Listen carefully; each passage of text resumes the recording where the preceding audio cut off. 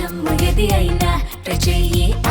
Chicken masala. Chandrababu మాయమాటలు నమ్మి ప్రజలు ఓట్లేసి దాని ఫలితం ఇప్పుడు అనుభవిస్తున్నారన్నారు మాజీ మంత్రి కన్నబాబు. రాష్ట్రంలో ఏ ఒక్క వర్గానికి మేలు చేసే పరిస్థితి కనిపించడం లేదన్నారు. వ్యక్తిత్వకరణ స్వేచ్ఛ రాష్ట్రంలో లేదన్నారు. అభిప్రాయాలు చెబితే వారి మీద కేసులు పెడుతున్నారని మండిపడ్డారు. మెయిన్ స్ట్రీమ్ మీడియాను ప్రభుత్వం ఆధీనంలో పెట్టుకుందని ఆరోపించారు. సోషల్ మీడియాను కూడా కంట్రోల్ చేస్తున్నట్టు చెప్పారు. వ్యక్తిత్వ హననం చేయడానికి ఒక గ్రూప్ పనిచేస్తుందన్నారు.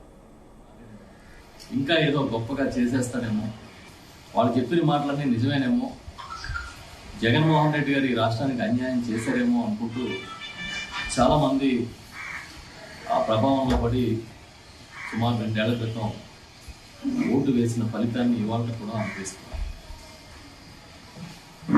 ఇంకా రేపు మారుతారు అని ఎదురు చూడటమే కానీ కేవలం స్వలాభం తప్ప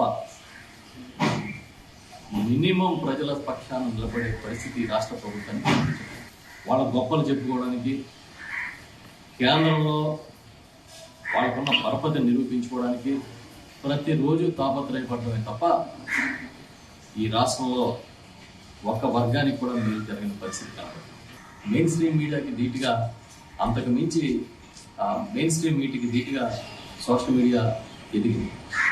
ఆ సోషల్ మీడియా ప్రభావాన్ని, ఎందుకంటే చాలా వరకు ప్రధాన మీడియాని, మెయిన్ స్ట్రీమ్ మీడియాని ప్రభుత్వం కంట్రోల్ చేస్తూ ఉంది, వాళ్ళ ఆధీనంలో ఉంచుకునే కార్యక్రమం చేస్తూ ఉంది. అది చాలు మనల్ని గట్టెక్కి